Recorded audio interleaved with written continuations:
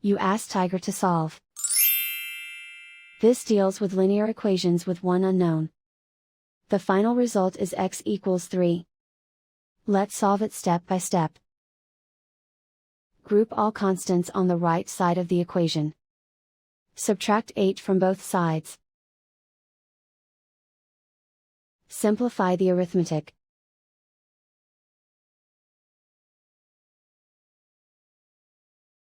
Isolate the x. Divide both sides by 5. Simplify the fraction. Find the greatest common factor of the numerator and denominator.